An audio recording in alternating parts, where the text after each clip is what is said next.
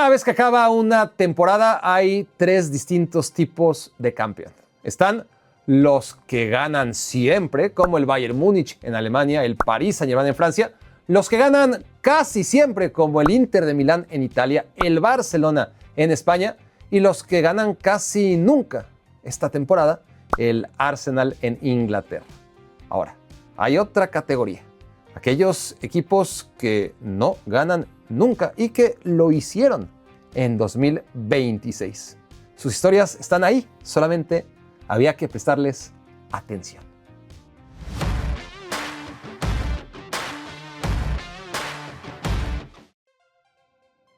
El Hearts de Edimburgo y su misión imposible de ganar la Liga Escocesa acapararon reflectores con un triste final.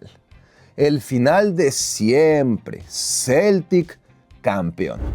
Pero este año hubo historias similares con milagroso final feliz. Por ejemplo, en Suiza. Lo primero que han de saber de la Super League suiza es que se disputa desde el año 2003 y que siempre la ganaron única y exclusivamente tres equipos. Los tres grandes clubes de las tres grandes ciudades. El Basel de Basilea 12 veces, Young Boys de Berna 6 veces y el Zurich las 4 ocasiones restantes. La edición 23 de la Super League, sin embargo, la ganó un equipo de una diminuta localidad llamada Thun. ¿Y a quién demonios le importa tener un equipo de fútbol ganador cuando vives en un lugar que ni en los cuentos? El Thun, fundado en 1898, nunca jamás ganó la liga, ni la copa, ni nada de nada. Su máximo logro había sido un subcampeonato en 2005. Y eso no es todo, no. El Thun jugó todo lo que llevábamos de década en el infierno de segunda división, si es que eso se le puede llamar infierno, claro. Así fue de 2020 a 2025 hasta que por fin ascendió. Como todo equipo recién ascendido, su objetivo principal era la permanencia y vaya si cumplió la misión.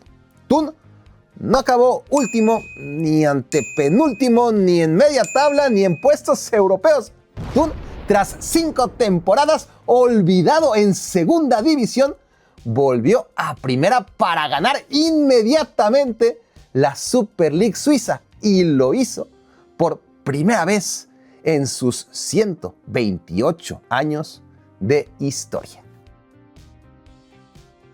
Desde el inicio de los tiempos hasta el año 2011, en Bulgaria solo hubo 2 clubes que peleaban cada año por el título. CSKA Sofía, 31 veces campeón de liga, y Levski Sofía, 26 veces. ¿Qué pasó en 2011? Pues que el Ludogorets ascendió a primera división por primera vez en su historia y en su debut salió campeón de Bulgaria. En 2013, bicampeón de la Liga Búlgara. En 2014, tricampeón. En 2015, tetracampeón. 2016, pentacampeón. 2017, hexacampeón. 2018, heptacampeón. 2019, octacampeón. 2020, nonacampeón. 2021, decacampeón. 2022, un decampeón, dodecampeón en 2023, tridecampeón en 2024 y tetradecampeón en 2025. Con 14 ligas consecutivas, no había equipo más dominante en los 7 mares. Y digo, no había, porque en 2026, justo cuando ya nadie tenía esperanzas, Levski Sofía reapareció en el mapa. Un gigante tan dormido que no quedaba ni siquiera subcampeón desde el año 2017 y que desde hace tiempo solo daba de qué hablar por el comportamiento ultra vergonzoso de sus aficionados más radicales que, por ejemplo, dieron la nota cuando a media conferencia de prensa desnudaron al entrenador del equipo impunemente y sin que nadie levantara un dedo para evitarlo por considerar que no era digno de portar los colores del equipo. O por esta imagen en una final de Copa que también dio la vuelta al mundo por dos niños pequeños que aparecieron en la cancha haciendo el saludo nazi. O sea, que el Levski Sofía no dio nada bueno que comentar hasta esta temporada, en que tras 17 años de espera, por fin ganaron su título de liga número 27 en Bulgaria. Durante 53 años, la Bundesliga austriaca solamente pudieron ganarla los hoy alicaídos equipos de la capital, principalmente Rapid Viena y Austria Viena. El primer título de un club no capitalino no cayó sino hasta 1965, cuando lo consiguió el LASK Linz. En tiempos modernos, la Bundesliga austriaca parecía condenada a que la ganara el Red Bull Salzburgo por los siglos de los siglos, pero tras 10 Bundesligas consecutivas del Salzburg, Sturm Graz fue bicampeón en 2024 y 2025, y en 2026 le tocó al LASK. Por fin le tocó al LASK. Su único campeonato databa de 1965, antes, por ejemplo, de que Inglaterra ganara su mundial. 61 años después, LASK repitió el milagro de aquella vez. Racing Club de Lens representa a la clase minera del norte de Francia y es el equipo de la ciudad más pequeña y humilde del fútbol francés. En toda Europa, les juro que no hay afición más apasionada y fiel que la de Lens. Se trata de una perdida localidad con 32,000 residentes, la número 250 del país en número de habitantes. Para ponerlo en contexto, el equipo de la ciudad número 249 de Francia, Nevers, juega en sexta división. Montluçon es la ciudad número 248 y su equipo también juega en sexta división. El club de fútbol que representa a la ciudad 247 de Francia juega en novena división. Y el Lens, en contraste, gracias a su identidad cultural, arraigo regional como el equipo de todo el norte y su extraordinaria administración a través de los años, no solamente juega en primera división, sino que tuvo la mejor temporada de su historia, subcampeón de la Ligue 1 con 9 puntos de ventaja sobre el tercero, su acérrimo rival, el Lille, y campeón de la Coupe de France por primera vez en su historia. Lens había jugado 3 finales de la Coupe de France y las perdió todas, pero 2026 fue diferente. Lens se impuso claramente al Nice y se consolidó a todas luces en Liga y en Copa como el mejor equipo de Francia, solo por detrás del Paris Saint-Germain, made in Qatar. La ciudad de Wolfsburgo es una de las más nuevas del mundo. Se la inventaron en 1938 durante el Tercer Reich con la idea de alojar a todos los trabajadores de la que era, y es hasta nuestros días, la fábrica de automóviles más grande del mundo. O sea, que cuando se construyó la Volkswagen, se construyó también una ciudad alrededor a la que llamaron Wolfsburg. El equipo de fútbol de esta nueva ciudad nació en 1945. Ascendió por primera vez a la Bundesliga en 1997 y desde entonces llevaba 31 años establecido en la élite del fútbol alemán. Cada año en la Bundesliga descienden directamente 2 equipos y uno se salva vía promoción. La promoción enfrenta al antepenúltimo de la Bundesliga contra el tercero de la segunda división. Y en 12 de las últimas 13 ocasiones, el equipo de la Bundesliga sostuvo su lugar en la élite. Tan abismal es la diferencia económica entre ambas divisiones que la promoción se había vuelto un trámite, con la única excepción del glorioso Unión Berlín, que en 2019 se impuso al Stuttgart. Bien, ahora son dos excepciones porque el millonario Wolfsburg, tras quedar antepenúltimo lugar de la Bundesliga, ha descendido por primera vez en su historia. El equipo que le ganó en la promoción al poderoso Wolfsburg y a la ley de las probabilidades fue el Paderborn, que ha jugado únicamente 2 temporadas en la cima de la pirámide en toda su historia.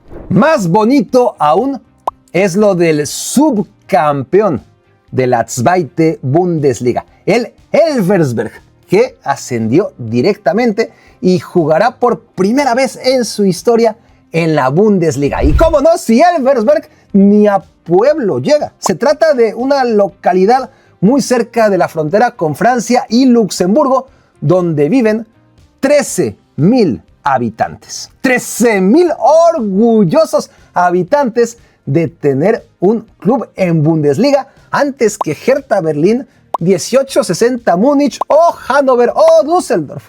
Lo del Elversberg demuestra que no importa lo pequeño que seas, cuando sueñas en grande y estás en el país adecuado para que tu trabajo sea recompensado.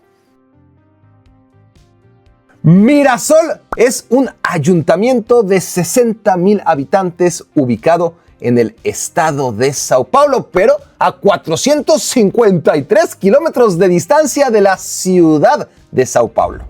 Jugó en el amateurismo del fútbol paulista durante 90 años hasta que en 2010 ascendió por primera vez en su historia a la 4ª división, donde estuvo 10 años hasta que salió campeón. En 2022 Mirasol ascendió a la Serie C, en 2023 ascendió a la Serie B, en 2024 subió a la Serie A, en 2025 recién ascendido quedó 4º lugar del Brasileirao, una absoluta locura. Y en 2026 Mirasol ya se metió en octavos de final de la Copa Libertadores y veremos hasta dónde llega. ¿Cómo lo hizo? Tuvo que ser magia negra o algo por el estilo, ¿no? No precisamente. Mirasol más bien construyó una ciudad deportiva y una infraestructura de club copiando el modelo del Palmeiras, pero a escala y con mucho menos recursos, por supuesto. Instaló una identidad de juego poco brasileña, pero que le ha sido extremadamente rentable. Fútbol directo, físico, más o menos como cualquier equipo de media tabla alta en Europa. El milagro del Mirasol es tan sencillo como extraordinario. Se trata de ser un club ordenado y económicamente eficiente, que no se endeuda y que tiene un plan definido, a diferencia del 99% de los clubes brasileños. Tras más de 40 años de ausencia, Independiente Rivadavia volvió a Primera División en 2024. Al año siguiente ganó la Copa Argentina, el primer título oficial de su historia. Esto le permitió clasificarse a la Copa Libertadores de América 2026, en la que Independiente Rivadavia no se defendió, no se hizo respetar. Más bien arrasó sin piedad en la fase de grupos con quien se le pusiera enfrente. 5 victorias, un empate. Fue el mejor equipo de la primera fase junto al campeón Flamengo. Y con 15 goles a favor, el equipo más goleador de toda la Libertadores. Nada mal para un club que llevaba 40 años sin jugar en Primera División. Torrece Vedras es un municipio de 83,000 habitantes ubicado a 50 kilómetros de la capital portuguesa. Su equipo de fútbol pasó a los libros de historia el pasado fin de semana al vencer contra toda lógica al todopoderoso Sporting Club de Lisboa en la final de la Taça de Portugal en tiempos extra. Nunca en la historia del fútbol portugués había salido campeón de Copa un club que no fuera de primera división.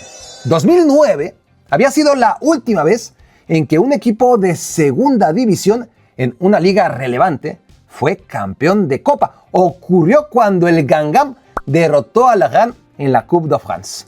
Antes de eso, hay que remontarnos hasta Alemania en 1992, cuando Hannover venció en la final de la Pokal al Borussia Mönchengladbach y se coronó en la Copa Alemana siendo un equipo de segunda división. El tercer antecedente se remonta a la FA Cup de 1980, en que West Ham United se impuso al Arsenal.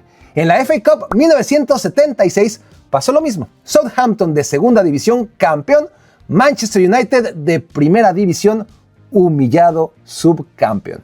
En 2026, por quinta vez en los últimos 50 años, ocurrió un milagro parecido, mayor incluso porque Guingamp, Hannover, West Ham y Southampton son equipos más o menos habituales en sus primeras divisiones, más allá que en aquellos años jugaban en segunda.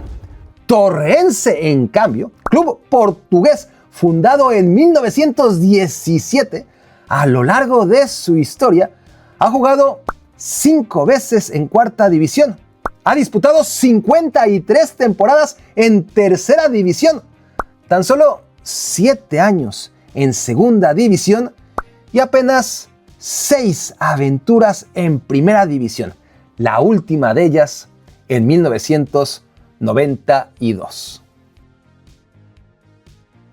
En Argentina, los medios hablan principalmente de Boca Juniors. En segundo plano está la actualidad de River Plate. Luego, Independiente y Racing. San Lorenzo ocupa el siguiente escalafón en la difusión de su día a día. Los siguientes en la agenda mediática son Estudiantes, Rosario Central, Newell's Old Boys y Vélez Sarsfield. Luego viene Talleres, el club más popular de Córdoba. Y después de todos los demás, ahora sí, el sistemáticamente ninguneado Belgrano, símbolo pirata de la resistencia, del aguante de equipo pequeño al que le enorgullecen aún más las derrotas que las victorias. El mejor momento en la historia de Belgrano había acontecido en 2011, cuando derrotó a River Plate y provocó su más que histórico descenso.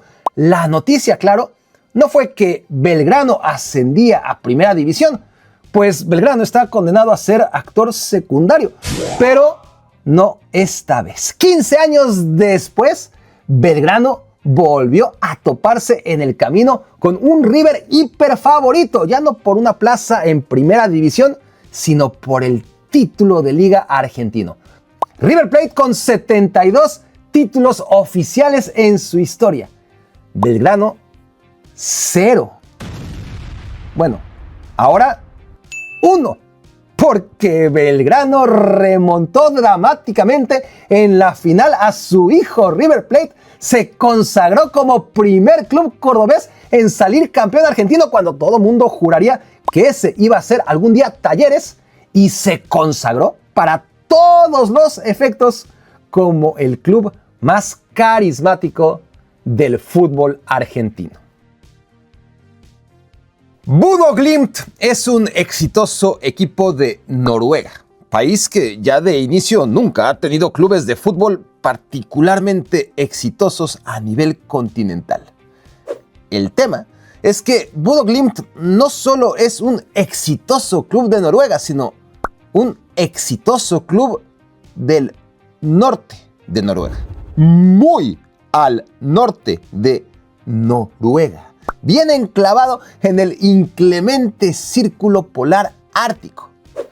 ¿Y cuál es el problema de jugar en el Círculo Polar Ártico? Bueno, pues verán, no es muy fácil convencer a futbolistas de un nivel medianamente aceptable a mudarse al maldito frío del norte de Noruega. Y aún con ese inconveniente, el Bodø Glimt se las ha ingeniado para ganarse el respeto y el reconocimiento del mundo entero. Estamos hablando de un equipo que en 2017 jugaba en Segunda División y que apenas en 2020 conquistó la primera liga noruega de su historia, que en ese momento era un sorpresón porque Bodø Glimt juega en la ciudad de Bodø, la 15ª ciudad en número de habitantes de un país ya de por sí muy poco poblado como Noruega y su total de 5 millones de residentes. No conforme con meterle 6 goles a la Roma de José Mourinho en la Conference League y colarse hasta semifinales de la Europa League 2025, el nuevo gigante noruego despachó en la Champions League a equipos del calibre de Manchester City, Atlético de Madrid e Inter de Milán. Y esto con un equipo integrado exclusivamente por futbolistas noruegos, con excepción del capitán y goleador Kasper Høeg, originario del no precisamente tropical Reino de Dinamarca. No esperen que otro tipo de nacionalidades acepten vivir en un lugar con promedio anual de 4.5 grados centígrados y donde julio, con promedio de 14 grados, es el mes más caluroso de todo el año.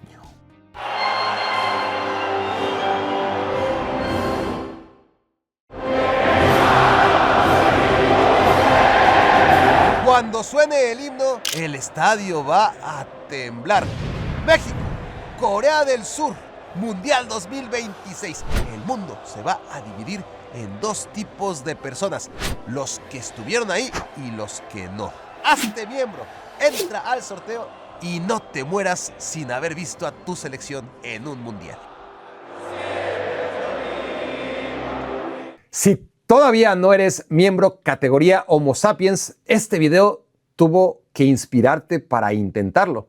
Porque no importa que nunca hayas ganado nada, no importa que haya muchos que desean tan fervientemente como tú estar en el México-Corea del Sur. Solamente hay una cosa segura: alguien va a ganar, y ese alguien no vas a ser tú si no te haces miembro Homo Sapiens ya.